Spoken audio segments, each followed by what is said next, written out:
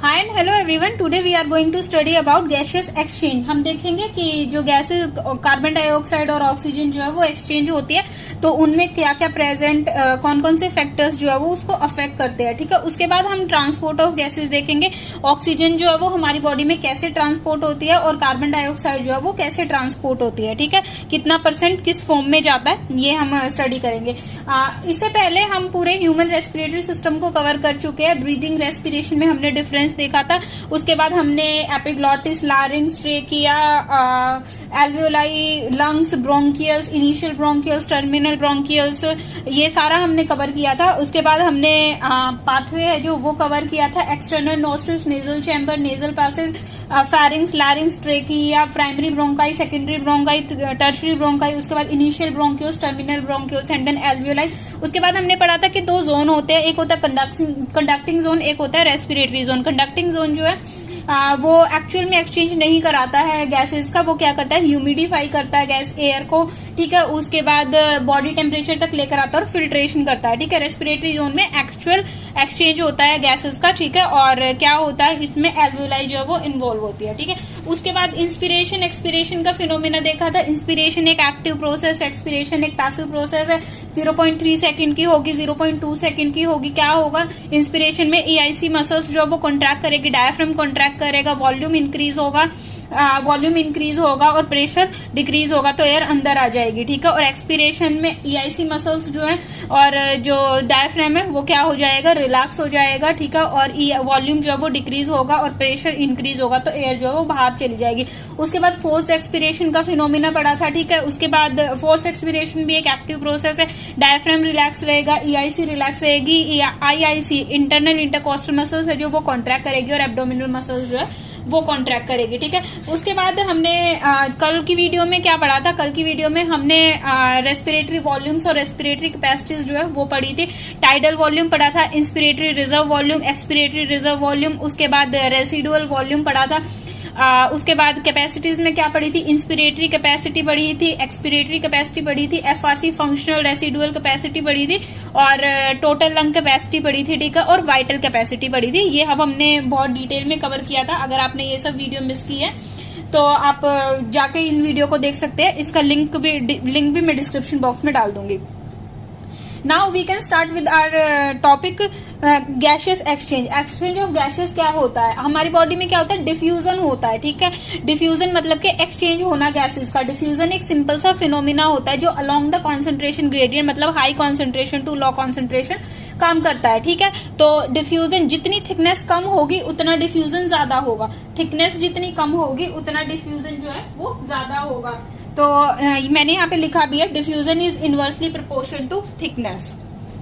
ठीक है, डिफ्यूजन में क्या होता है, ऑक्सीजन और CO2 जो है उसका एक्सचेंज होता है। ठीक है, तो डिफ्यूजन जो है उसमें कौन कौन से फैक्टर्स अफेक्ट करते हैं, सबसे पहले तो हम ये देखते हैं। ठीक है, डिफ्यूजन में क्या होता है, पार्शियल प्रेशर जो है वो अफेक्ट करता है। पार्शियल प्रेशर क्या होता है, हमारी बॉडी में जो भी इंडिविजुअल गैस का प्रेशर होता है, हमारी बॉडी में गैसेस का मिक्सचर प्रेजेंट होता है, तो उसमें से जो इंडिविजुअल गैसेस है जैसे कि ऑक्सीजन है, उसके बाद नाइट्रोजन है, ठीक है, उसके बाद कार्बन डाइऑक्साइड है, इनका जो इंडिविजुअल अपना जो प्रेशर होता है उसको बोलते हैं पार्शियल प्रेशर। ठीक है, तो पार्शियल प्रेशर को हम डिफाइन कैसे करेंगे, ये केमिस्ट्री में भी आता है। पार्शियल प्रेशर को हम डिफाइन कैसे करेंगे, pressure contribute by an individual gas in a mixture of gases is called partial pressure. ठीक है, उसके बाद एक एनसीईआरटी की हम एक टेबल देखेंगे जिसमें प्रेशर्स है जो वो लिखे हुए हैं। उससे पहले हम कुछ समझ लेते हैं, उससे पहले हम जैसे कि कैलकुलेट कर लेते हैं। ठीक है, कैलकुलेट कैसे करेंगे,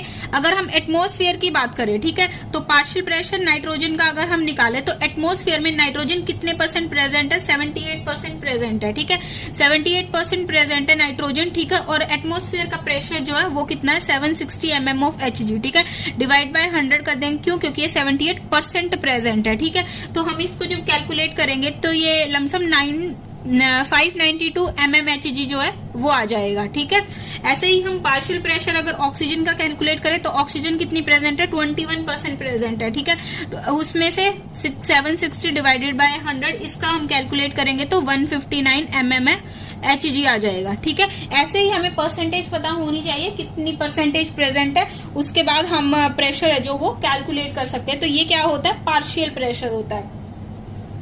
ठीक है, उसके बाद आता है हमारी जो बॉडी में सॉल्युबिलिटी होती है। ठीक है, हम एक ऑर्डर देखते हैं, सॉल्युबिलिटी जो है वो किसकी, कार्बन मोनोऑक्साइड की सबसे ज्यादा होती है। ठीक है, उसके बाद कार्बन डाइऑक्साइड की, और ऑक्सीजन की सॉल्युबिलिटी जो है वो बहुत कम होती है। ठीक है, जब हमारे बॉडी में ऑक्सीजन जो है वो carbon monoxide CO carbon monoxide के साथ बाइंड करती है। ठीक है, तो ये क्या बनाता है, कार्बोक्सी हीमोग्लोबिन नहीं, हाँ कार्बोक्सी, सॉरी। जब ये कार्बन मोनोऑक्साइड के साथ बाइंड करती है तो ये क्या बनाती है, कार्बोक्सी हीमोग्लोबिन। कार्बोक्सी हीमोग्लोबिन जो है वो बहुत ज्यादा क्या होती है, टॉक्सिक होती है। जब ऑक्सीजन जो है वो बाइंड कर जाती है कार्बन मोनोऑक्साइड के साथ तो एक कॉम्प्लेक्स बनाती है कार्बोक्सी हीमोग्लोबिन। कार्बोक्सी हीमोग्लोबिन का जो कॉम्प्लेक्स है वो क्या होता है हमारी बॉडी में, वो बहुत टॉक्सिक होता है। ठीक है, टॉक्सिक मतलब कि वो पॉइजन कॉज कर देता है। ठीक है, इसको हम एक कंडीशन बोलते हैं कार्बन मोनोऑक्साइड पॉइजनिंग। ठीक है, कार्बन मोनोऑक्साइड की पॉइजनिंग। अगर हमारी ऐसे हम आगे देखेंगे ऑक्सीजन डिसोसिएशन कर्व जब देखेंगे तो हमें देखेंगे कि कैसे कार्बन डाइऑक्साइड है जो वो बाइंड करती है, कब कार्बन डाइऑक्साइड बाइंड करती है, कब कार्बन मोनोऑक्साइड बाइंड करती है, कब ऑक्सीजन बाइंड करती है। ठीक है, तो अभी ये जो है इसका कार्बन डाइऑक्साइड जो है वो 20 to 25 टाइम्स है जो वो ज्यादा बाइंड कर सकती है, इसकी कैपेसिटी होती है। ठीक है, और कार्बन मोनोऑक्साइड जो वो ऑक्सीजन से 200 to 250 टाइम्स ज्यादा बाइंड करने की एफिनिटी रखती है। ठीक है, अगर क्वेश्चन आ जाए कि अगर एटमॉस्फेयर में कार्बन मोनोऑक्साइड, कार्बन डाइऑक्साइड और ऑक्सीजन प्रेजेंट है, ठीक है, तो मोर रेडिली कौन सी बाइंड करेगी हीमोग्लोबिन के साथ, कौन सी बाइंड करेगी, कार्बन मोनोऑक्साइड। कार्बन मोनोऑक्साइड जो बाइंड करेगी तो क्या होगा, कार्बन मोनोऑक्साइड पॉइजनिंग है जो वो हो जाएगी, उससे पर्सन की डेथ हो जाती है। ठीक है, इसीलिए सबने सुना होगा कि एक बंद रूम है जो उसमें कोल बर्न नहीं करना चाहिए। कोल बर्न करेंगे तो क्या होगा, कार्बन मोनोऑक्साइड गैस है जो वो रिलीज होगी, और कार्बन मोनोऑक्साइड है जो उसकी एफिनिटी जो है वो हमारे ब्लड के साथ बाइंड करने की ज्यादा होती है एज कम्पेयर टू ऑक्सीजन। तो ऑक्सीजन की डेफिशिएंसी हो जाएगी और बहुत ज्यादा सफोकेशन फील होगा, नोजिया फील होगा, वॉमिटिंग फील होगी, और सडनली पर्सन की अल्टीमेटली क्या हो जाएगी, डेथ हो जाएगी। इसको बोलते हैं कार्बन मोनोऑक्साइड पॉइजनिंग बोलते हैं इसको। ठीक है, अब इसमें 3 लेयर्स प्रेजेंट होती है। डिफ्यूजन की जो मेम्ब्रेन होती है उसमें 3 लेयर्स प्रेजेंट होती है। ठीक है, एक तो एल्वियोलाई की जो एपिथेलियम होती है वो कौन सी होती है, स्क्वोमस एपिथेलियम होती है। स्क्वोमस एपिथेलियम ये हम टिश्यू चैप्टर में पढ़ेंगे। स्क्वोमस एपिथेलियम होती है। ठीक है, जो एल्वियोलाई की जो एपिथेलियम होगी वो कौन सी होगी, स्क्वोमस एपिथेलियम होगी। ठीक है, उसके बाद जो एल्वियोलर कैपिलरीज होती है, ठीक है, एल्वियोलर कैपिलरीज है जो उनके पास क्या होती है, एंडोथीलियम होती है। ठीक है, ये भी एक एपिथेलिया होती है, एंडोथीलियम जो एंडोडर्म ओरिजिन की होती है। ठीक है, और बेसमेंट मेम्ब्रेन होती है इनके बीच में। ठीक है, तो ये जो बेसमेंट मेम्ब्रेन है ये कैसी होगी, ए सेलुलर होगी, ए सेलुलर। ठीक है, तो यहाँ पे टोटल कितने बैरियर्स होते हैं, टोटल बैरियर्स 3 होते हैं, और सेलुलर बैरियर्स कितने होते हैं, 2 होते हैं। ठीक है, ये जो मेम्ब्रेन है बेसमेंट मेम्ब्रेन ये ए सेलुलर होती है। ठीक है, जो स्क्वोमस एपिथेलिया है वो क्या करेगी, 2 टाइप के सेल्स जो है वो रिलीज करती है। ठीक है, जो स्क्वोमस एपिथेलिया है वो 2 टाइप के सेल रिलीज करते हैं, एक तो टाइप 1 सेल, ठीक है, और एक टाइप 2 सेल। इनको क्या बोलते हैं, न्यूमोसाइट्स बोलते हैं। ठीक है, जो टाइप 2 वाले सेल्स होते हैं ये लार्ज होते हैं, लार्जर होते हैं, और ये क्या सिक्रीट करते हैं, लेसिथिन सिक्रीट करते हैं। क्या सिक्रीट करते हैं, लेसिथिन सिक्रीट करते हैं। लेसिथिन क्या है, एक फॉस्फोलिपिड है। ठीक है, जो क्या करेगा एल्वियोलाई के बीच में फ्रिक्शन को रिड्यूस करेगा। हमने लेसिथिन पढ़ा था ना, लंग्स में लेसिथिन होता है, ठीक है। तो ये क्या करता है, फ्रिक्शन को रिड्यूस करता है, ठीक है। तो स्क्वैमस एपिथेलिया जो वो 2 टाइप के सेल्स बनाएगी, एक टाइप 1 सेल्स होते हैं और एक टाइप 2 सेल्स होते हैं, ठीक है। टाइप 2 सेल्स जो है वो क्या करेंगे, लेसिथिन जो है वो रिलीज करेंगे। ओके, अभी देखना यहाँ पे जो इनकी थिकनेस होती है, अब हमने क्या पढ़ा, diffusion is inversely proportion to thickness, ठीक है। जो इनकी थिकनेस होती है एनसीईआरटी में लिखा हुआ है, मैं रीड कर देती हूँ। The thin squamous epithelia of alveoli, the endothelium of alveolar capillary, and the basement substance composed of a thin basement membrane deporting the squamous epithelia and the basement membrane surround the single layer endothelial cell of capillaries in between them, ठीक है। इनकी जो total thickness होगी वो कितनी होगी, less than 1 mm। ये तीनों मिला के लेस देन 1 mm की थिकनेस बनाएंगे, ठीक है। इसीलिए डिफ्यूजन जो है, therefore all the factor in our body are favourable for diffusion of O2 from alveoli to tissue. Oxygen जो है वो एल्वियोलाई से टिश्यू में जाएगा और CO2 जो है वो टिश्यू टू एल्वियोलाई जाएगी, ठीक है। अब हम एक टेबल देखते हैं, एनसीईआरटी की टेबल है। This is the table. ये देखो, ये मैंने पूरा कैलकुलेट कर रखा है। ये जो टेबल है रेस्पिरेटरी गैसेस, ठीक है, एक होती है ऑक्सीजन, एक होती है CO2, ठीक है। अब एटमॉस्फेरिक एयर, ये टेबल ना थोड़ी सी रिमेम्बर रखनी पड़ेगी, ठीक है। तो यहाँ पे क्या है, ऑक्सीजन, ऑक्सीजन है जो उसका पार्शियल प्रेशर एटमॉस्फेरिक एयर में कितना होता है, ठीक है। एटमॉस्फेरिक एयर में 159, ठीक है, और कार्बन डाइऑक्साइड जो है उसका 0.3 होता है, ठीक है। तो एल्वियोलाई में आते आते ये प्रेशर कितना हो जाता है, 104 हो जाता है, ठीक है। और कार्बन डाइऑक्साइड जो है उसका कितना हो जाता है, 40 हो जाता है, ठीक है। रफली आइडिया हम लगा सकते हैं, मतलब रफली वैल्यू याद रख लेना, एग्जैक्ट मत रखना, बस इससे अंदाजा लगा लेना कि एल्वियोलाई, एल्वियोलाई में ऑक्सीजन ज्यादा होती है, ठीक है। तो ऑक्सीजन का पार्शियल प्रेशर ज्यादा होगा और CO2 का कम होगा, ठीक है। उसके बाद ऐसे चलता है 40, ऐसे जिगजैग चलता है, ठीक है। तो अब ब्लड, डीऑक्सीजनेटेड ब्लड आया, डीऑक्सीजनेटेड ब्लड में कितना प्रेशर होगा, डीऑक्सीजनेटेड ब्लड है मतलब CO2 ज्यादा होगी, ऑक्सीजन कम होगी, तो ऑक्सीजन का 40 होगा और CO2 का 45 होगा, ठीक है। उसके बाद ऑक्सीजनेटेड ब्लड, ऑक्सीजनेटेड ब्लड है, नाम से पता चल रहा है कि ऑक्सीजन ज्यादा होगी, ठीक है। तो ऑक्सीजन का प्रेशर कितना होगा, 95, और CO2 का प्रेशर कितना होगा, 40, ठीक है। अब टिश्यू, टिश्यू में क्या ज्यादा है, कार्बन डाइऑक्साइड ज्यादा है ना, तो कार्बन डाइऑक्साइड जहां भी ज्यादा होगी वहां पे 45 ही होगा, तो CO2 45 और टिश्यू 40, ठीक है। ये ऐसे ना याद रख लेना। इसके बाद हम एक चीज और देखते हैं, यहाँ पे ये समझने की कोशिश करते हैं, ये वाला डायग्राम। एयर है जो वो इंस्पायर एयर और एक्सपायर एयर, ठीक है। एल्वियोलर एयर, एल्वियोलाई में पार्शियल प्रेशर ऑक्सीजन कितना है, 104 mmHg, ठीक है। और PCO2 40 mmHg हमने अभी देखा है, ठीक है। एल्वियोलाई में आ गया ये, ठीक है। अब एल्वियोलाई से हार्ट, हार्ट के पास जब एयर आएगी, ठीक है, तो क्या हुआ, यहाँ पे देखो, ये है पल्मोनरी वेन, ठीक है। पल्मोनरी वेन, पल्मोनरी वेन के पास हमने ब्लड चैप्टर में पढ़ चुके हैं हम, सर्कुलेशन में। पल्मोनरी वेन के पास क्या होता है, ऑक्सीजनेटेड ब्लड होता है। ऑक्सीजनेटेड ब्लड होता है तो ऑक्सीजन का पार्शियल प्रेशर कितना होगा, 95, और CO2 का कितना होगा, 40 होगा, ठीक है। ऐसे ही पल्मोनरी आर्टरी, पल्मोनरी आर्टरी में क्या प्रेजेंट होता है, deoxygenated blood, deoxygenated blood present होगा तो CO2 का पार्शियल प्रेशर कितना होगा, 45, और ऑक्सीजन का कितना होगा, 40 होगा, ठीक है। ऐसे ही अब ये वाली वेन जो आई, ये कौन सी आई, अओर्टा आई, ठीक है। अओर्टा थी, सिस्टमिक आर्टरी अओर्टा थी ये, ठीक है। अओर्टा में कितना होगा, अओर्टा में भी क्या है, ऑक्सीजनेटेड ब्लड है तो 95 और 40 आ जाएगा, ठीक है। और ये सिस्टमिक वेन, सिस्टमिक वेन कौन सी थी, वेना कैवा, ठीक है। वेना कैवा जो है उसमें क्या होगा, डीऑक्सीजनेटेड ब्लड कैरी करेगी, ठीक है। तो 40 और 45 हो जाएगा, ठीक है। तो ये याद रटने की जरूरत नहीं है, ये ऐसे समझा जा सकता है ये डायग्राम, ठीक है।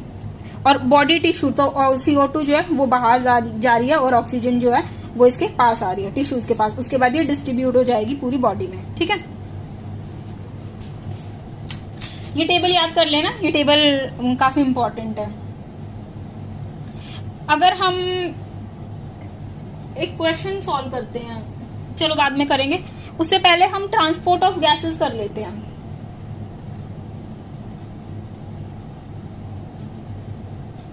ट्रांसपोर्ट ऑफ गैसेस कर लेते हैं। ट्रांसपोर्ट ऑफ गैसेस में क्या होगा, हमारी बॉडी में दो टाइप की गैस जो है उनका ट्रांसपोर्ट होता है, एक तो ऑक्सीजन का, एक कार्बन डाइऑक्साइड का। ठीक है, ऑक्सीजन जो है वो मेनली किस फॉर्म में जाती है, मेनली हीमोग्लोबिन के साथ बाइंड होके जाती है। हमने पढ़ा था जब उसके आरबीसी के बारे में पढ़ा था कि हीमोग्लोबिन जो है वो टर्शरी स्ट्रक्चर है। ठीक है, आयरन कंटेनिंग है। आयरन किस फॉर्म में प्रेजेंट होता है, Fe2 पॉजिटिव की फॉर्म में प्रेजेंट होता है। अगर ये कन्वर्ट हो गया Fe3 पॉजिटिव की फॉर्म में, ठीक है, तो ये क्या हो जाएगा, मिथेनोग्लोबिन।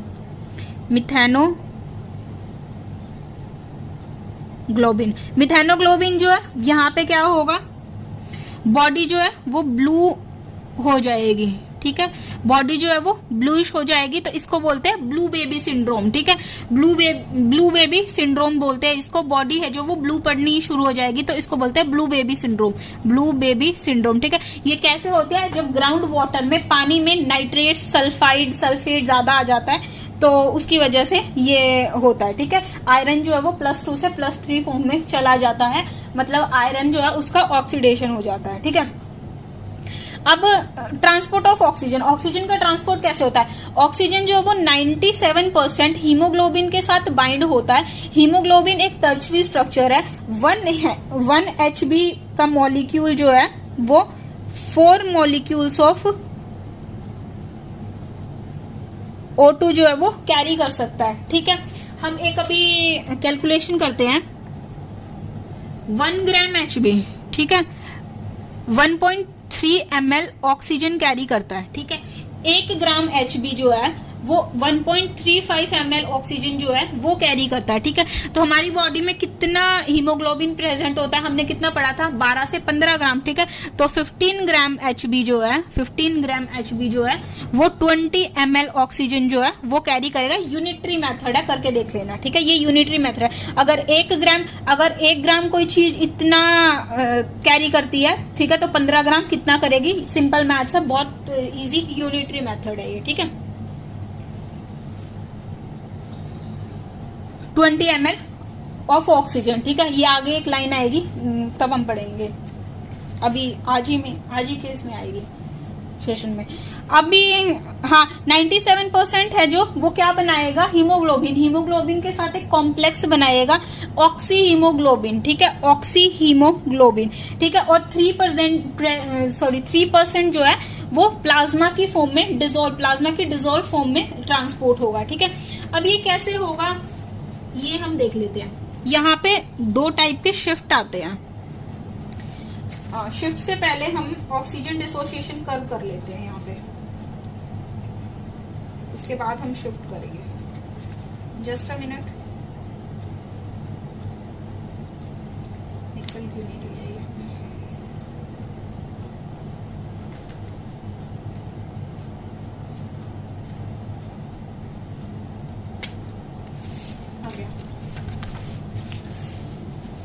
Take this oxygen dissociation curve में केसेस बनते हैं। ठीक है, सबसे फर्स्ट केस है नॉर्मल फिजियोलॉजिकल कंडीशन का मतलब है जब हम आराम से बैठे हैं, कुछ नहीं कर रहे, ना हम एक्सरसाइज कर रहे, ना हम रन कर रहे, वॉक कर रहे, मतलब बहुत रिलैक्स स्टेट में बैठे हैं। ठीक है, तो हमने देखा कि 15 ग्राम Hb जो है वो कितना ml ऑफ ऑक्सीजन कैरी करता है, 20 ml ऑक्सीजन जो है वो कैरी करता है। ठीक है, तो 20 ml ऑक्सीजन थी हमारे पास। ठीक है, अब टिश्यू जो है वो रिलैक्स स्टेट में है। ठीक है, तो उनको मतलब कोई वर्क नहीं कर रहे, तो उनको ऑक्सीजन की नीड नहीं है। ठीक है, तो इस केस में 25% ऑक्सीजन जो है वो किसके पास जाएगी, टिश्यूज के पास जाएगी, और बाकी बची 75% जो है वो लंग्स के पास जाएगी। ठीक है, तो 20 ml का 25% 5 ml। ठीक है, और लंग्स के पास कितनी जाएगी, 75%, मतलब के 15 ml। ठीक है, इस 5 ml पे ना हम एक लाइन पढ़ेंगे एनसीईआरटी की। ठीक है, उसके बाद नॉर्मल एक्सरसाइज कंडीशन। ठीक है, सेकंड केस क्या आता है, नॉर्मल एक्सरसाइज किया, बहुत ज्यादा हैवी एक्सरसाइज नहीं की, बहुत नॉर्मल एक्सरसाइज किया, मूवमेंट किया हाथ पैर की। ठीक है, तो ये वाली क्या है, इस वाली कंडीशन में क्या होगा, अब वापस 20 ml ऑक्सीजन थी। ठीक है, अब 50 टिश्यूज ने थोड़ा सा काम किया ना, तो 50% ऑक्सीजन जो है वो टिश्यूज के पास चली गई और 50% ऑक्सीजन जो है वो लंग्स के पास रह गई, ठीक है। तो 10 ml जो है वो टिश्यूज के पास आ गई और 10 ml जो है वो किसके पास आ गई, लंग्स के पास आ गई, ठीक है। अब थर्ड केस आता है स्ट्रीनस एक्सरसाइज कंडीशन। स्ट्रीनस मतलब कि बहुत ज्यादा हैवी एक्सरसाइज, ठीक है। अब टिश्यूज ने ज्यादा काम किया है तो ऑब्वियस उनको ऑक्सीजन ज्यादा चाहिएगी, ठीक है। तो अब जब ऑक्सीजन ज्यादा चाहिए तो क्या होगा, टिश्यूज के पास 75% ऑक्सीजन चली जाएगी, ठीक है, 15 ml, ठीक है, और लंग्स के पास कितनी चली जाएगी, 25%, 5 ml, ठीक है। अब ऐसे ही ये एक ग्राफ प्लॉट करते हैं हम, ये ग्राफ जो है वो सिग्मोइड ग्राफ आता है ऐसे, ठीक है, सिग्मोइड ग्राफ आता है। यहाँ पे हम डिनोट करते हैं पार्शियल प्रेशर ऑफ ऑक्सीजन, यहाँ पे परसेंटेज सैचुरेशन है जो वो करते हैं हम यहाँ पे। अब हम यहाँ पे फर्स्ट केस डिफाइन करते हैं, ये वाला केस फर्स्ट केस है, ठीक है।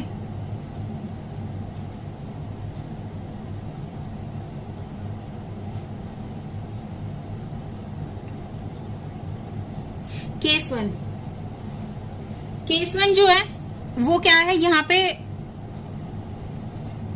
इमेजिन दैट 25% ऑक्सीजन जो है वो क्या हो गई, 25% ऑक्सीजन नॉर्मल कंडीशन थी तो टिश्यूज के पास 25% ऑक्सीजन गई, ठीक है, टिश्यूज के पास 25% ऑक्सीजन गई और प्रेशर हम यहाँ मान लेते हैं 20 mmHg, ठीक है, 20 mmHg प्रेशर हम 10, 20, 30 ऐसे करके ले सकते हैं, ठीक है। तो 20 mmHg, ठीक है। तो अब एक फॉर्मूला मैं बता देती हूँ, परसेंटेज ऑफ ऑक्सीजन सैचुरेशन हम कैसे निकालते हैं, जितने HB के molecule, number of haemoglobin molecule divided by total number of molecule, ठीक है, मल्टीप्लाई बाय 100, ठीक है। अब यहाँ पे क्या हुआ, 1 हीमोग्लोबिन मॉलिक्यूल नहीं, ऑक्सीजन के मॉलिक्यूल आएंगे, नंबर ऑफ ऑक्सीजन मॉलिक्यूल, ठीक है। तो यहाँ पे क्या हुआ, 1 ऑक्सीजन का मॉलिक्यूल जो है वही यूज होगा ना टिश्यूज के पास, 1 ऑक्सीजन मॉलिक्यूल, ठीक है। तो 1 ऑक्सीजन मॉलिक्यूल, तो ये क्या आएगा, 1 डिवाइडेड बाय है कितने टोटल 4, मल्टीप्लाई बाय 100, तो कितना आ गया 25%, ठीक है। ये कैलकुलेट करना आया। अब यहाँ पे हम 2 मॉलिक्यूल गए हैं, 2 डिवाइडेड बाय 4 मल्टीप्लाई बाय 100, ठीक है। तो 50% आ गया टिश्यूज के पास, 50% लंग्स के पास। हम यहाँ पे अगर डिनोट करें इसको तो यहाँ पे 50% सैचुरेशन हो गया और 2 ऑक्सीजन के मॉलिक्यूल आ गए, ठीक है। 40 पे रख देते हैं। उसके बाद यहाँ पे क्या आया, 3/4 मल्टीप्लाई बाय 100, 75% आ गया, ठीक है, 75 आ गया।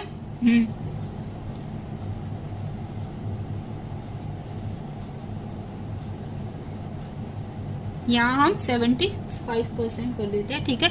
और जब 3 मॉलिक्यूल ऑफ O2, ठीक है, और जब पूरा हो जाएगा 100% तो 4 मॉलिक्यूल ऑफ O2, ठीक है, 100% डिसोसिएशन हो जाएगा, ठीक है, 100% शिफ्ट हो जाएगा।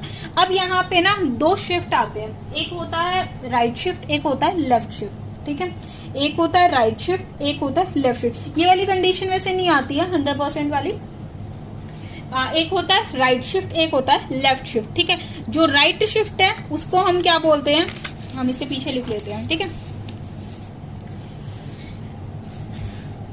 राइट शिफ्ट और लेफ्ट शिफ्ट, ठीक है। राइट शिफ्ट जो है, आर से याद रखना, इसको बोलते हैं बोहर इफेक्ट, बोहर इफेक्ट, ठीक है। ये कहाँ होता है, टिश्यू लेवल पे होता है, टिश्यू लेवल पे होता है। यहाँ क्या होता है, ऑक्सीजन का डिसोसिएशन होता है, ठीक है, ऑक्सीजन का डिसोसिएशन होगा, ठीक है। लेफ्ट से याद रखना, एल से हेल्डेन, एल इसमें भी आया ना, हेल्डेन इफेक्ट, हेल्डेन इफेक्ट जो है वो लंग्स लेवल पे होता है, इस एल से याद रखना है, लंग्स लेवल पे। और यहाँ पे ऑक्सीजन का एसोसिएशन होता है, ऑक्सीजन का एसोसिएशन होगा यहाँ पे, ठीक है। इसकी कंडीशंस क्या होती हैं? सबसे पहले राइट शिफ्ट होता है, ठीक है। ये कब होता है? ऑक्सीजन डिसोशिएट होना है ना। अब ऑक्सीजन डिसोशिएट कब होगा? कब होगा ऑक्सीजन डिसोशिएट? जब उससे हायर कंडीशन जो है वो प्रेजेंट होंगी, ठीक है। तो क्या है, एक फैक्टर्स कौन कौन से आते हैं? सबसे पहले partial pressure of oxygen, partial pressure of oxygen कम होना चाहिए और partial pressure of carbon dioxide ज्यादा होना चाहिए, तभी तो ये वाला डोमिनेट करेगा, ठीक है। उसके बाद H positive ion, acidity, H positive ion जो है वो ज्यादा होना चाहिए, ठीक है। अगर H पॉजिटिव आयन ज्यादा हो गया, ठीक है, मतलब एसिडिक नेचर ज्यादा हो गया, तो pH क्या हो गई? कम हो गई, ठीक है। उसके बाद टेम्परेचर जो है वो भी हाई होना चाहिए, ठीक है, टेम्परेचर जो है वो भी हाई होना चाहिए। इसका उल्टा इसमें हो जाएगा, PO2 जो है वो ज्यादा होना चाहिए और PCO2 जो है वो कम होना चाहिए, ठीक है।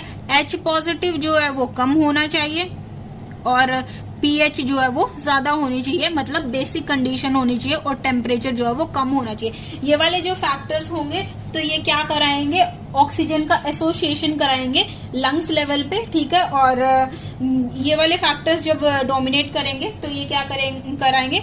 ऑक्सीजन का डिसोसिएशन कराएंगे, टिश्यू लेवल पे कराएंगे, ठीक है, at tissue level, lungs level, ठीक है।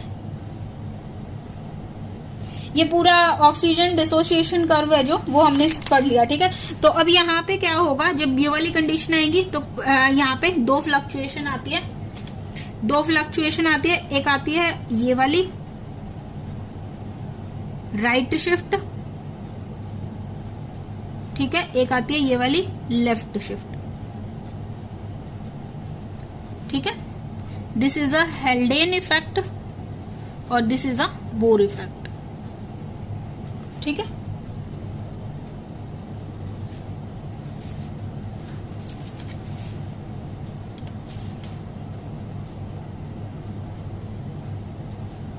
तो ऑक्सीजन का जो ट्रांसपोर्ट है वो कैसे होगा?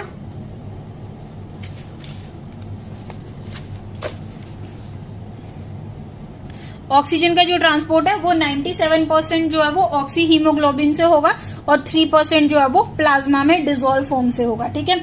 अब एक लाइन लिखी हुई है एनसीईआरटी में, every 100 ml of oxygenated blood can carry around 5 ml of O2 to tissue under normal physiological condition. ये वाली लाइन है जो वो यहां से अभी समझ आई होगी। Every 100 ml of oxygenated blood, हर 100 ml ऑक्सीजनेटेड ब्लड जो है कैन डिलीवर कर सकता है around 5 ml of oxygen, 5 ml oxygen of to the tissue को under normal physiological condition, under normal physiological condition. Tissue के पास 5 ml आई नॉर्मल फिजियोलॉजिकल कंडीशन में, ठीक है। ये हमने यहां से कैलकुलेट भी कर लिया, 5 ml आई, ठीक है।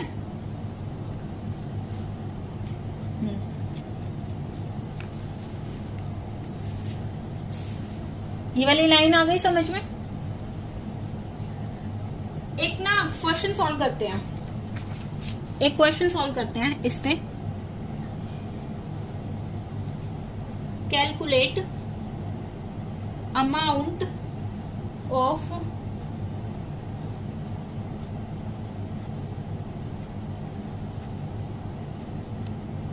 ये क्वेश्चन अभी होगा नहीं, रहने दो, ये क्वेश्चन CO2 पढ़ने के बाद करेंगे। ये क्वेश्चन अभी सॉल्व नहीं होगा, CO2 पढ़ने के बाद करेंगे। मैं और कोई क्वेश्चन देख लेती हूँ तब तक, अगर मुझे कोई मिलता है तो।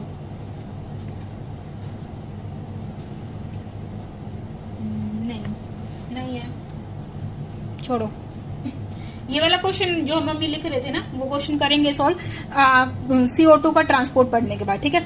अब आता है transport of carbon dioxide. Transport of carbon dioxide में क्या आएगा? यहाँ पे क्या होता है, 70% ऑक्सीजन जो है सॉरी 70% CO2 जो है वो बाइकार्बोनेट की फॉर्म में जाती है। बाइकार्बोनेट क्या होता है, कार्बोनेट क्या होता है, H2CO3 कार्बोनेट होता है, तो एक H हटा दो तो बाइकार्बोनेट हो जाएगा, ठीक है। और 23% जो है वो HbCO2 इसके हीमोग्लोबिन के साथ बाइंड करेगी, ठीक है। ये क्या बनाएगी, कार्ब अमीनो हीमोग्लोबिन, ठीक है। और 7% जो है वो ब्लड प्लाज्मा के साथ जाएगी, ठीक है। ये टर्म ना याद रखना, अगर ऑक्सीजन बाइंड करती है Hb के साथ तो ऑक्सी हीमोग्लोबिन बनाती है, अगर CO2 बाइंड करती है तो कार्ब अमीनो हीमोग्लोबिन बनाती है, अगर कार्बन मोनोऑक्साइड है जो वो बाइंड करती है तो कार्बोक्सी हीमोग्लोबिन बनाती है, ठीक है। Carboxy haemoglobin, oxy haemoglobin, carboxy haemoglobin, carb amino haemoglobin, ठीक है। अब ये देखते हैं कैसे ऑक्सीजन का ट्रांसपोर्ट होता है। हमारी जो आरबीसी है वहां पे एक एंजाइम प्रेजेंट होता है, कार्बोनिक एनहाइड्रेज। हमारी जो आरबीसी है उसमें एक एंजाइम प्रेजेंट होता है, कार्बोनिक एनहाइड्रेज, ठीक है। ये जो कार्बोनिक एनहाइड्रेज है ये किसकी प्रेजेंस में काम करता है, इसको एक्टिवेट होने के लिए कोफैक्टर चाहिए जिंक पॉजिटिव का, ठीक है। जिंक 2 पॉजिटिव का कोफैक्टर है जो वो चाहिए इसको, ठीक है। तो हम देखेंगे कैसे कैसे जाएगी, कैसे 23% या फिर वैसे जनरली 20 to 25% जो है वो Hb की फॉर्म में जाती है। हम रफली आइडिया लगा के 23% जो है वो बोल देते हैं। तो 70% जो है वो कैसे गई, 70% बाइकार्बोनेट की फॉर्म में गई, 23% जो है वो कैसे गई, Hb की फॉर्म में गई, और 7% जो है वो प्लाज्मा की फॉर्म में गई।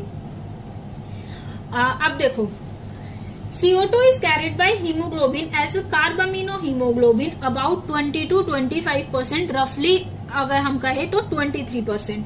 This binding is related to partial pressure of CO2. Partial pressure oxygen जो है वो मेजर फैक्टर है जो अफेक्ट करता है बाइंडिंग को, ठीक है। अगर पार्शियल प्रेशर CO2 है जो वो हाई होगा और प्रेशर ऑक्सीजन का कम होगा टिश्यू में, तो ऑक्सीजन की बाइंडिंग, कार्बन डाइऑक्साइड की बाइंडिंग जो है वो ज्यादा हो जाएगी, ठीक है। अगर PCO2 कम होगा, पार्शियल प्रेशर कार्बन डाइऑक्साइड का कम होगा और O2 का ज्यादा होगा एल्वियोलाई में, ठीक है, तो डिसोसिएशन हो जाएगा CO2 का from carbamino haemoglobin take place. ये हमने पढ़ लिया है, कहाँ पे पढ़ा है, इसमें पढ़ा है, बोर इफेक्ट में और हेल्डेन इफेक्ट में पढ़ा है, ठीक है। अब आरबीसी जो है हम उसके पास क्या होता है, हाई अमाउंट में क्या प्रेजेंट होगा, हाई कॉन्सेंट्रेशन होती है एक एंजाइम की, कार्बोनिक एनहाइड्रेज की, ठीक है। और बहुत कम क्वांटिटी में सेम एंजाइम जो है वो प्रेजेंट होता है प्लाज्मा में भी, ठीक है। लेकिन हम पहले ये पढ़ते हैं कि आरबीसी में वर्क कैसे करता है ये, ठीक है। अभी क्या हुआ, CO2 का क्या हुआ, मेटाबॉलिज्म हुआ, ठीक है।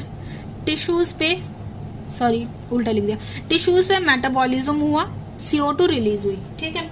अब CO2 रिलीज होगी तो ये एलिमिनेट करनी पड़ेगी। अब अगर एलिमिनेट करेंगे तो क्या हुआ, कैपिलरीज से बाहर निकालो इसको, ठीक है। किस फॉर्म में जाएगी, सबसे पहली फॉर्म जो है वो 7% प्लाज्मा की फॉर्म हम पढ़ लेते हैं, ठीक है।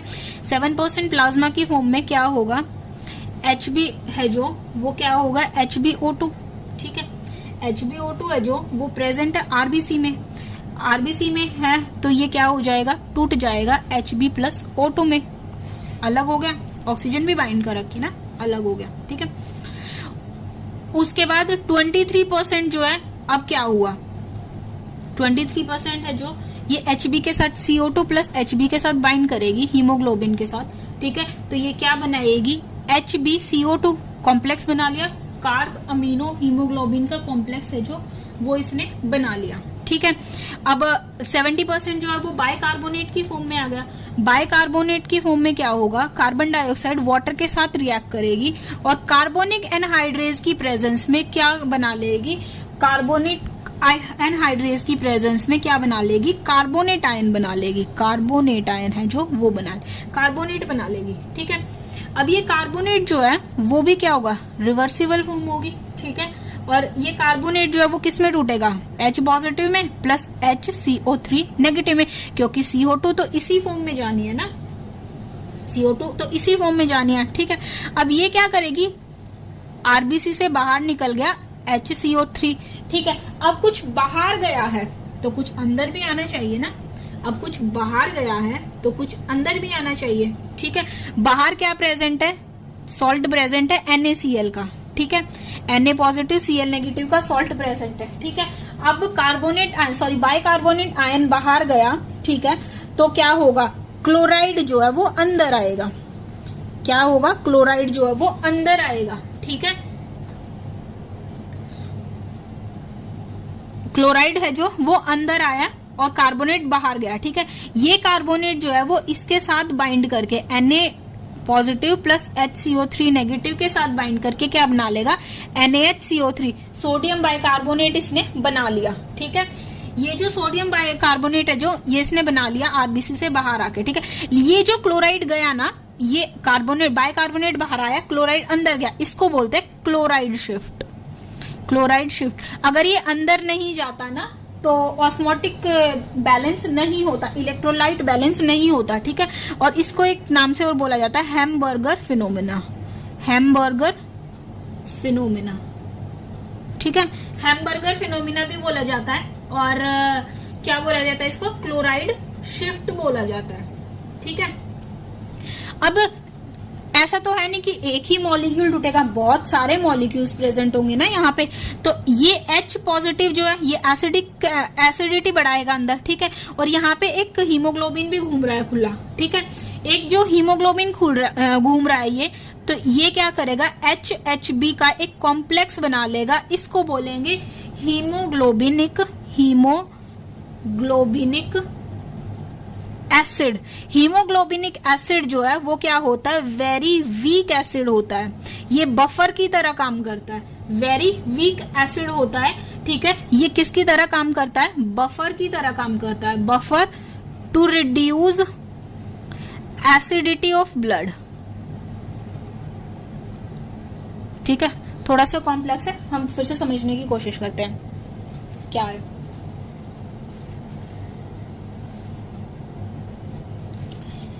देखो क्या हुआ, सबसे पहले CO2 है जो टिश्यू लेवल पे मेटाबॉलिज्म हुआ, CO2 जो है वो रिलीज हुई। अब हमने उसको एलिमिनेट करना है। कुछ अमाउंट कहाँ से एलिमिनेट हो जाएगा, किडनी से एलिमिनेट हो जाएगा in the form of urea, ठीक है। कुछ अमाउंट जो है वो लिवर से एलिमिनेट हो जाएगा, ठीक है। लेकिन मेजर फॉर्म जो है वो क्या होगी, ट्रांसपोर्ट कैसे होगा इसका, 7% जो है वो प्लाज्मा में डिसॉल्व हुआ और चला गया, ठीक है। 23% है जो वो HB के साथ बाइंड करेगा। कार्बन डाइऑक्साइड जब हीमोग्लोबिन के साथ बाइंड करेगा तो क्या बनाएगा, कार्ब अमीनो हीमोग्लोबिन, ठीक है, ट्रांसपोर्ट हो जाएगा, हीमोग्लोबिन लेके चला जाएगा। अब 70%, यहाँ मेन रोल आता है 70% का, बाइकार्बोनेट की हेल्प से जाएगा। 70% जो है वो क्या होगा, कार्बन डाइऑक्साइड जो है, हमारी जो आरबीसीज हैं, आरबीसी में एक एंजाइम प्रेजेंट होता है कार्बोनिक एनहाइड्रेज।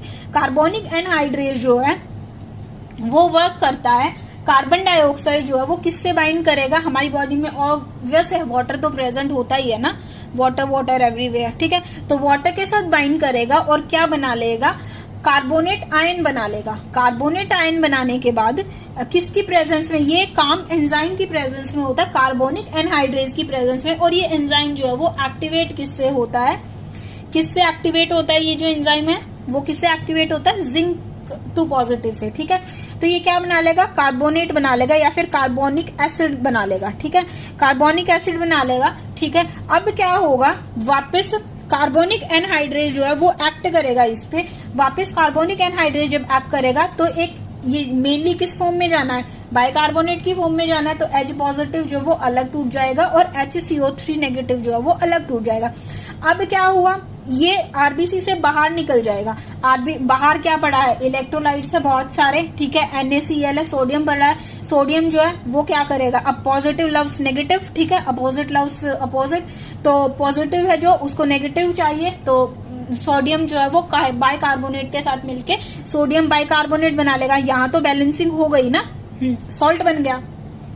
अब यहाँ पे क्या होगा, अब कुछ बाहर आया तो इलेक्ट्रोलाइट बैलेंस करने के लिए क्लोराइड को अंदर, यहाँ क्लोराइड अकेला पड़ गया ना, तो क्लोराइड को अंदर जाना पड़ेगा। इसको बोलते हैं क्लोराइड शिफ्ट, ठीक है, इसको क्या बोलते हैं, क्लोराइड शिफ्ट, और हैमबर्गर फिनोमिना भी इसको बोलते हैं, ठीक है। अब क्लोराइड है जो अंदर जो है वो सॉल्ट बनाना, पोटेशियम है मान लो, ठीक है, तो पोटेशियम के साथ अगर एक्ट कर जाएगा तो ये क्या बना लेगा, अंदर भी सॉल्ट बना लेगा ना, किसी के साथ भी कर सकता है। हमने पोटेशियम जैसे एग्जांपल लिया है, कुछ भी अगर प्रेजेंट होगा तो मतलब इसको अल्टीमेटली सॉल्ट बनाना है, न्यूट्रल करना है, ठीक है। अब ऑक्सीजन भी प्रेजेंट थी आरबीसी में, ठीक है। अब आरबीसी में ऑक्सीजन जो प्रेजेंट थी वो क्या होगी, Hb के मॉलिक्यूल्स हैं, ठीक है, और यहाँ से H पॉजिटिव, तो एसिडिटी बढ़ गई, ठीक है। तो यहाँ पे एक कॉम्प्लेक्स बन जाता है HHB। HHB का जो कॉम्प्लेक्स है इसको क्या बोलते हैं, हीमोग्लोबिनिक एसिड। हीमोग्लोबिनिक एसिड है ये, जो बहुत ज्यादा वीक एसिड होता है, बहुत ज्यादा स्ट्रॉन्ग नहीं होता है, ठीक है, बफर की तरह काम करता है। बफर का मतलब क्या होता है, अब बफर होता है, ये केमिस्ट्री में आएगा आयनिक इक्विलिब्रियम में, लेकिन मैं फिर भी थोड़ा बता देती हूँ बफर क्या होता है। बफर है जो, बफर वो होता है जिसपे एसिड का भी असर नहीं पड़ता है और बेस का भी असर नहीं पड़ता है, वो बफर होता है, ठीक है, बफर सॉल्यूशन होता है। तो हमारे जो बॉडी है उसमें जो ब्लड है, हमारा जो ब्लड है वो बफर सोल्यूशन होता है, ठीक है। अब ऐसा तो है नहीं कि हम, अब मान लो कोल्ड ड्रिंक पी, ठीक है, तो उसमें एसिड प्रेजेंट होगा, ठीक है, गैस प्रेजेंट होती है, एसिडिक गैस प्रेजेंट होती है, ठीक है। तो हम कुछ भी हमने जैसे लेमन खाया, लेमन में क्या प्रेजेंट होगा, सिट्रिक एसिड प्रेजेंट होता है, ठीक है। तो अब ऐसा तो है नहीं कि हमारा ब्लड जो है वो एसिडिक हो जाएगा, या फिर हमने कोई भी बेस खाया, ठीक है, तो बेसिक हो जाएगा, ऐसा तो है नहीं। हमने मान लो बेकिंग सोडा खा लिया, बेकिंग सोडा बेस होता है ना, तो ऐसा तो है नहीं कि ब्लड तो सेम ही रहता है ना, ब्लड तो सेम ही रहता है, ठीक है। तो ब्लड जो है वो एसिड बफर होता है जो एसिड और बेस की तरह, दोनों की तरह काम करता है, मतलब दोनों के साथ एडजस्ट कर लेता है, ठीक है। और वो इसी वजह से होता है क्योंकि हीमोग्लोबिनिक एसिड बनता है बॉडी में, ठीक है। यहाँ पे ना एक टर्म आती है, मैं बताती हूँ, 1 मिनट। ये पूरा CO2 का ट्रांसपोर्ट हो गया, ठीक है। अब यहाँ पे है जो, ये कहाँ पे होगा, ये कहाँ पे होता है, टिश्यू लेवल पे होता है, ठीक है। ये कहाँ होता है, टिश्यू लेवल पे होता है, ये सारा टिश्यू लेवल पे काम हुआ है ना। अब एक आता है reverse chloride shift. Reverse chloride shift, reverse chloride shift क्या होता है, अब यहाँ क्लोराइड अंदर गया ना, अब क्लोराइड बाहर आएगा, ठीक है। ये कहाँ पे होता है, सबसे पहले तो लंग्स लेवल पे होता है, ठीक है। और क्या होता है, यहाँ पे ब्रेकडाउन होता है ऑफ H2CO3, ठीक है, ये वाला पार्ट हुआ। और क्या होगा, CO2 जो है वो मूव्स आउट, और इफ्लक्स, यहाँ पे इनफ्लक्स हुआ था ना क्लोराइड का, तो रिवर्स का मतलब उल्टा हो गया, तो efflux of chloride from RBC. ये रिवर्स क्लोराइड शिफ्ट ना नाम से नहीं दे रखा है, लेकिन एनसीईआरटी में दे रखा है, मैं रीड कर देती हूँ। At the tissue site when partial pressure of CO2 is high due to catabolism, CO2 diffuse into blood and form bicarbonate ion and H positive, ठीक है, ये हमने पढ़ लिया। लेकिन एल्वेलर साइड पे क्या होगा, PCO2 जो है वो कम होगा, ठीक है, तो रिएक्शन जो है वो अपोजिट डायरेक्शन में जाएगी, जिससे किसका फॉर्मेशन होगा, ये वाली पूरी रिएक्शन जो है ये ऐसे अपोजिट चली जाएगी, ये वाली रिएक्शन पूरी अपोजिट चली जाएगी, ठीक है, ठीक है। ये दोनों बाइंड होके ये बन जाएगा, ये है जो ये बाहर चला जाएगा, ठीक है। इसको बोलते हैं रिवर्स क्लोराइड शिफ्ट, ठीक है, इसको क्या बोलते हैं, रिवर्स क्लोराइड शिफ्ट। इफ्लक्स, और ये वापस अंदर, ये अंदर आएगा, बाइंड करेगा और ये बाहर चला जाएगा, ठीक है। तो इफ्लक्स हुआ ना कैल्शियम, इसका क्लोराइड का। अब यहाँ पे भी एक लाइन आती है, every 100 ml of deoxygenated blood deliver approximately 4 ml of CO2 to alveoli. वहां क्या था, every 100 ml of oxygenated blood can deliver around 5 ml of oxygen to the tissue under normal physiological condition, ठीक है। लेकिन यहाँ पे क्या है, every 100 ml of deoxygenated blood, अब कार्बन डाइऑक्साइड है तो उसमें deoxygenated blood ही बोलेंगे ना, deliver approximately 4 ml of CO2, 4 ml CO2 alveoli को देती है लाके, ठीक है। अब हम वो क्वेश्चन सॉल्व कर सकते हैं। ये वाला जो क्वेश्चन हम कर रहे थे ये हम अब सॉल्व कर सकते हैं, क्योंकि हमें पता चल गया ना कि CO2 कितने। तो calculate amount of CO2 present in 5 litre of deoxygenated blood. ठीक है, डीऑक्सीजनेटेड ब्लड में 5 लीटर डीऑक्सीजनेटेड ब्लड है, उसमें कितनी CO2 प्रेजेंट होगी, हम कैसे कैलकुलेट करेंगे मैं बताती हूँ। 100 ml में कितनी प्रेजेंट है, 4 ml। ठीक है, तो 1000 ml में कितनी प्रेजेंट होगी, 40 ml। 5000 ml, 5 लीटर मतलब के 5000 ml ना, तो कितनी प्रेजेंट होगी, यूनिटरी मेथड है। 40 मल्टीप्लाई बाय 5000 कितनी हो गई,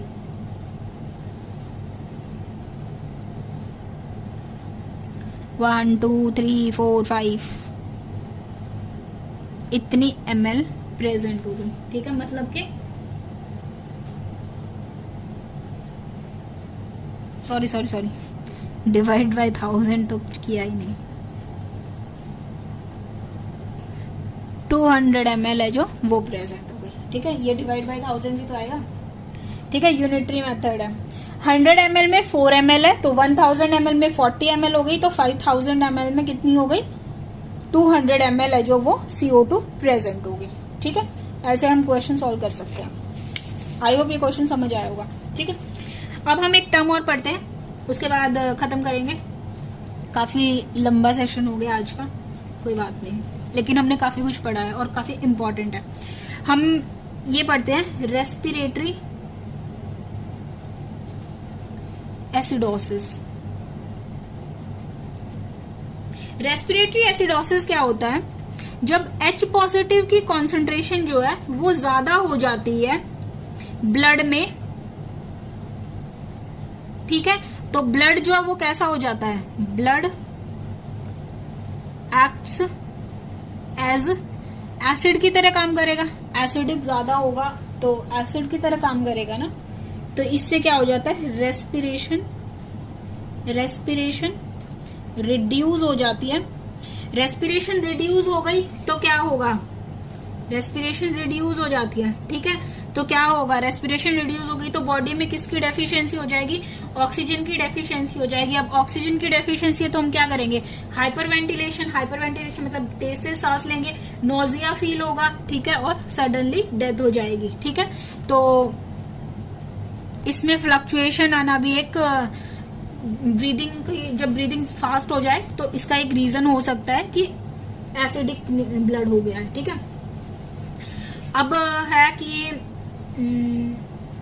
देख लेती हूँ मैं, कुछ रह तो नहीं गया। कार्बन मोनोऑक्साइड पॉइजनिंग मैंने बता दिया है, कोल बर्निंग से होता है। ब्लू बेबी सिंड्रोम भी बता दिया है, हीमोग्लोबिनिक एसिड भी हो गया है,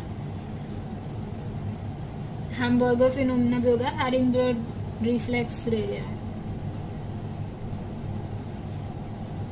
वो हम बाद में कवर कर लेंगे। बाकी सब तो कवर हो चुका है, बाकी ऐसे चीज में कुछ रहा नहीं है, हमने काफी पार्ट कवर कर लिया है आज। ठीक है, तो आई होप आपको समझ आया होगा। मैं एक बार फटाफट समराइज करूं, वीडियो काफी लंबी हो गई है बट कोई नहीं, मैं कर देती हूँ। हमने सबसे पहले डिफ्यूजन के बारे में पढ़ा था, इनवर्सली प्रोपोर्शनल थिकनेस के। ठीक है, बैरियर्स कितने होते हैं, 3 बैरियर्स होते हैं। सेलुलर कितने होते हैं, 2 होते हैं। डिफ्यूजन मेम्ब्रेन में लेयर्स कौन कौन सी होती है, एपिथेलियम होते हैं, एल्वियोलाई की, एंडोथेलियम होती है और बेसमेंट मेम्ब्रेन होती है। ठीक है, पार्शियल प्रेशर जो है वो इसमें मेन रोल प्ले करता है। ठीक है, उसके बाद हमने क्या पढ़ा, ट्रांसपोर्ट ऑफ गैसेस में सबसे पहले ऑक्सीजन का ट्रांसपोर्ट।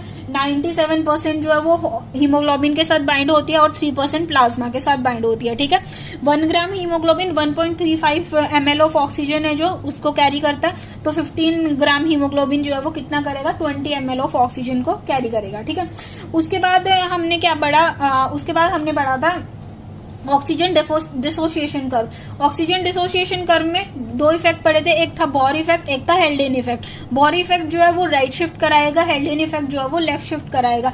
पार्शियल प्रेशर ऑक्सीजन का ज्यादा होगा, PCO2 कम होगा, H पॉजिटिव है जो वो कम होगा, उसके बाद pH जो है वो ज्यादा होगी और टेम्परेचर जो है वो कम होगा। ये वाले फैक्टर्स होंगे तो कौन सा शिफ्ट होगा? लेफ्ट शिफ्ट होगा। ऑक्सीजन का ऑक्सीजन का एसोसिएशन होगा, कहाँ पे होगा? लंग्स लेवल पे होगा, ठीक है। और इसके अपोजिट अगर केस होगा, सिनेरियो होगा तो क्या होगा? राइट शिफ्ट होगा और बोर इफेक्ट होगा, कहाँ पे होगा? टिश्यू लेवल पे। उसके बाद कार्बन डाइऑक्साइड का ट्रांसपोर्ट 70% बाइकार्बोनेट से, 23% कार्बामिनो हीमोग्लोबिन से और 7% ब्लड प्लाज्मा से, ठीक है। अच्छा, यहाँ पे क्या होगा? कार्बोनिक एनहाइड्रेज आरबीसी में प्रेजेंट होगा, ठीक है, वो वर्क करेगा यहाँ पे।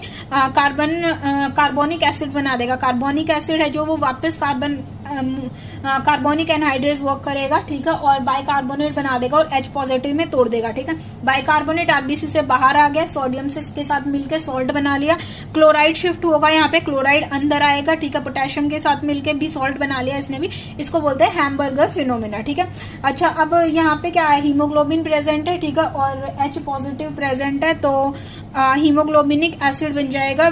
बफर की तरह काम करेगा, बहुत ज्यादा वीक एसिड है। ब्लड जो है वो बफर की तरह काम करेगा, जिसपे एसिड का और बेस का कोई भी इफेक्ट नहीं पड़ेगा। उसके बाद आता है reverse chloride shift. Reverse chloride shift जो है वहां पे क्या होगा?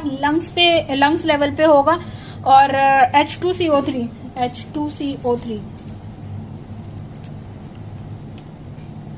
मतलब कार्बोनेट आयन जो है वो कार्बोनेट आयन है जो कार्बोनिक एसिड है जो उसका ब्रेकडाउन होगा, कार्बन डाइऑक्साइड मूव करेगी और इफ्लक्स है जो उसका क्लोराइड का इफ्लक्स हो जाएगा आरबीसी से। ये पूरा कवर हो चुका है। आई होप आपको अच्छा लगा होगा, पसंद आया होगा। अगर वीडियो समझ आई है तो वीडियो को लाइक कीजिए, चैनल को सब्सक्राइब कीजिए और वीडियो आगे शेयर कीजिए। Thank you so much.